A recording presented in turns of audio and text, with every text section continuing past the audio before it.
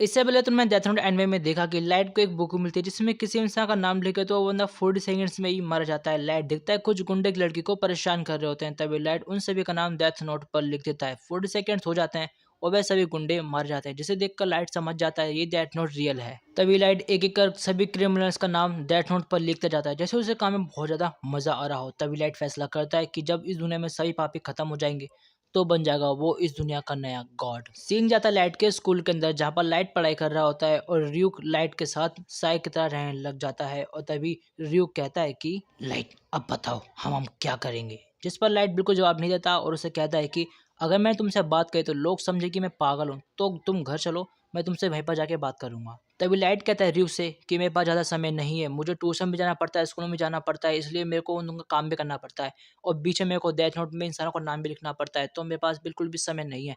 तो मुझे कैसे कैसे करके समय को मैनेज करना पड़ेगा इन सभी कामों के लिए। तभी दरवाजे पे किसी की दस्तक आती है। लाइट दरवाजा खोलता है, वो देखता है उसकी दोस्त होती है और वो लाइट से कहती है कि वो लाइट की थोड़ी सी पढ़ाई में मदद कर दे, बिकॉज लाइट बहुत ज़्यादा इंटेलिजेंट होता है तो लाइट उसकी पढ़ाई में मदद कर भी देता है। जिस पर र्यूक कहता है कि लाइट थोड़ा ध्यान से, अगर उस नोटबुक को किसी ने छू लिया तो वो मुझे देख सकता है।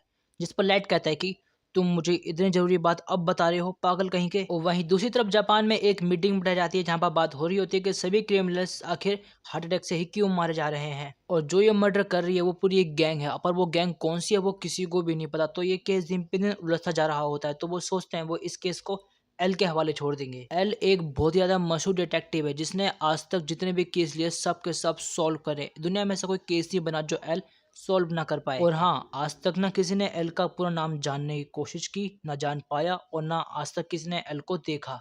तभी वहां पर एक काले कोट में इंसान आता है, यही एकमात्र इंसान है जो कि एल के कांटेक्ट में होता है और ये वहां पर आके सबसे कहता है कि एल आपसे कुछ कहना चाहता है।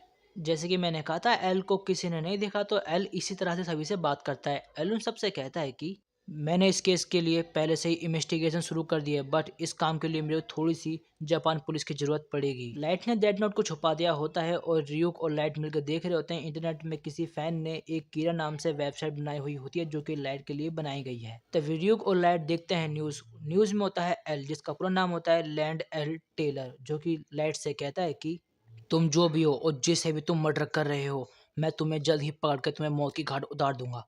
तुम कोई जस्टिस नहीं हो, तुम एक हैवान हो और तुम्हें पकड़ के मैं जल्द ही तुम्हें मार डालूंगा। और अब ये सुनने के बाद लाइट बहुत ज्यादा गुस्से में आ जाता है और वो एल का नाम डेथ नोट पर लिख देता है। जिसके बाद एल को थोड़ा सा पेन हो रहा होता है और एल को हार्ट अटैक आता है, जिसके कारण एल मारा जाता है, जिसे देखकर लाइट बहुत ज्यादा खुश होता है। बट लाइट की कुछ ही 2 मिनट में चकना चूर हो जाती है, बिकॉज वो देखता है असली एल को, जो कि कहता है कि तो मुझे पता चल गया तुम किस तरह से मर्डर करते हो कीरा।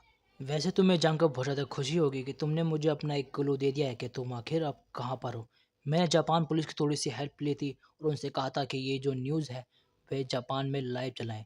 इसके बाद मुझे पता चल चुका है कि तुम अब जापान में हो और अब तुम्हें थोड़ा सा डर के रहना चाहिए कीरा, क्योंकि अब मैं तुम्हें जल्द ही पकड़ने वाला हूँ। और ये जानना बहुत ज़्यादा इंटरेस्टिंग होगा कीरा, क्या कि तुम सबकी मौत करते कैसे हो।